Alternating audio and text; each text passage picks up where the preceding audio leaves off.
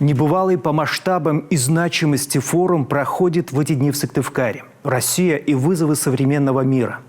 Под стать масштабам и список заявленных экспертов, в котором глава Коми Владимир Уйба, заместитель руководителя Всемирного Русского Народного Собора Константин Малафеев, зампредседателя Госдумы Петр Толстой, политолог и философ Александр Дугин. О вызовах, которые стране предстоит преодолеть, Ксения Мишарина.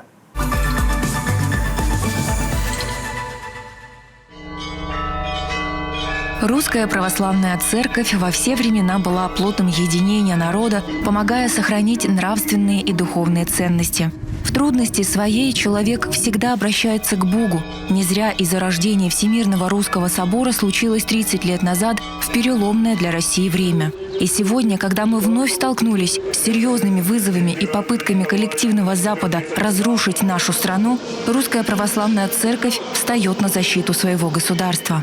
Глава государства определил традиционные ценности как нравственные ориентиры, формирующие мировоззрение граждан России, передаваемые от поколения к поколению, лежащие в основе общероссийской гражданской идентичности и единого культурного пространства страны, укрепляющие гражданское единство, нашедшее свое уникальное самобытное проявление в духовном, историческом, культурном развитии многонационального народа России. Общероссийская научно-практическая конференция «Россия и вызовы современного мира» проходит в Коми впервые. Здесь представители Русской православной церкви, органов государственной власти, экспертных и научных кругов, общественники и все те, кто радеет за будущее великой России. Когда-то в детстве мы смотрели фильмы про Великую Отечественную войну и считали, что это осталось далеко в прошлом. Так вот, это пришло к нам сейчас. И сейчас, там, на полях Украины, мы воюем не с братским нам народом. Мы воюем с оболваненной частью русского народа, которые зомбированы этим глобальным сатанинским Западом. Этими людьми, которые хотят превратить будущего человека в нечеловека, которые хотят превратить его в киборга, без религии, национальности и пола. И в случае, если мы проиграем, Украиной станет вся Россия.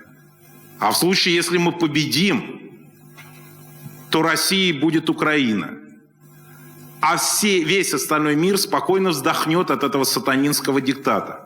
Семья – опора государства, образование как часть национальной безопасности, увеличение рабочих мест, рост демографии, служение Отечеству. Такой курс взят Всемирным Русским Народным Собором при поддержке правительства страны. За 30 лет существования собора на постоянной основе проводятся просветительские программы, благотворительные проекты, ведется активная работа по патриотическому воспитанию молодежи. Нельзя просто противодействовать всему плохому ради всего хорошего, и чтобы у нас все там получилось само собой. Такого вообще не бывает. И с чебурашками, и с наивными представлениями о том, что вот вернувшись в советские такие безоблачные времена, мы можем все вернуть назад, если мы откажемся от ЕГЭ, это автоматически даст положительный результат. Ничего этого не даст. Нам необходимо предпринять фундаментальные усилия для освобождения от Запада, для извлечения западных кодов, для девестернизации нашего общества и для утверждения своих собственных традиционных основ. Школам нашим необходимо вернуть воспитательные функции. Образование должно перестать быть услугой не на словах, а на деле. Работа с молодежью, воспитание в детях любви к стране, патриотизма, гражданской ответственности. Наверное, сегодня это самая важная и самая трудная задача. На конференции была затронута тема, которая сегодня очень волнует многих родителей – цифровизация образования. По словам Константина Малафеева, мы живем в эпоху, когда избежать этого невозможно. Современные технологии – часть нашей жизни. Однако оградить подрастающее поколение от опасной информации мы можем. Искусственного интеллекта не существует. Искусственный интеллект, я вам говорю, с большим, так сказать, запасом знаний в этой области. У меня еще мама программист, и я с детства всем этим занимаюсь. Что такое искусственный интеллект? Это программа, которую написал человек. Просто человек прячется за этой программой и навязывает те или иные ценности внутрь нее. Он делает вид, что это безукоризненный, объективный искусственный интеллект. Поэтому мы боимся того, что те люди, которые напишут эту первичную программу, они заложат туда не те ценности. И вот в этой связи цифровой профиль должен находиться под огромным контролем родительской общественности, церкви и вообще всех морально-нравственных институтов. И на уровне проработки в Министерстве просвещения он должен быть очень тщательно подготовлен или вообще не введен. Поддержка института семьи – одна из главных задач к реализации. Домостроение должно перейти на индивидуальные дома с тем, чтобы на третьем ребенке прекращались выплаты процентов по ипотеке, а на четвертом дом семье дарился. Кроме этого, Константин Малафеев отметил достижения Владимира Уйба по теме абортов в Республике Коми. Поддержка многодетства, поддержка семей с детьми, профилактика абортов, в котором ваш край является лидером в России, снижение абортов за прошлый год в Коми с 5800 до 2200 является абсолютным рекордом для России. Вам есть о чем рассказать, и спасибо главе региона Владимиру Викторовичу и его прошлому медико-биологическому, потому что здесь он является огромным экспертом всероссийского масштаба.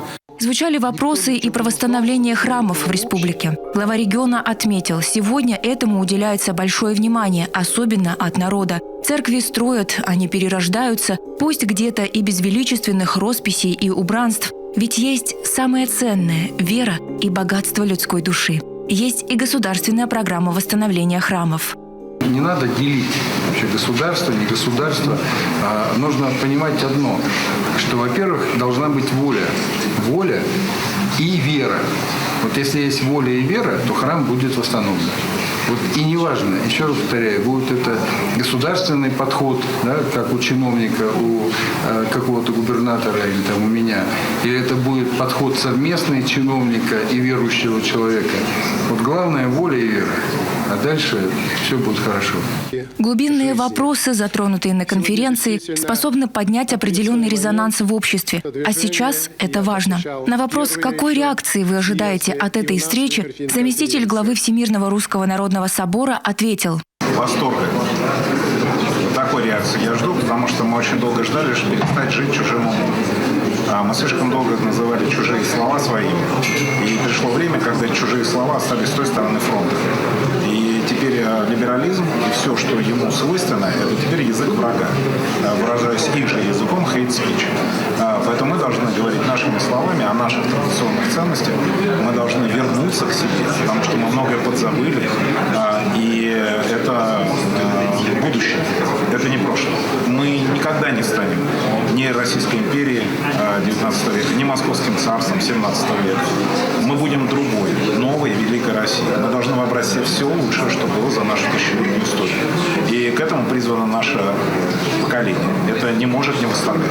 Поэтому реакцию я жду восторженно. Курс, взятый нашим национальным лидером, четко ведет к суверенной России. В ней православная церковь играет одну из ключевых ролей. И знаменитая фраза «Мы русские, с нами Бог» сегодня обретает новые смыслы.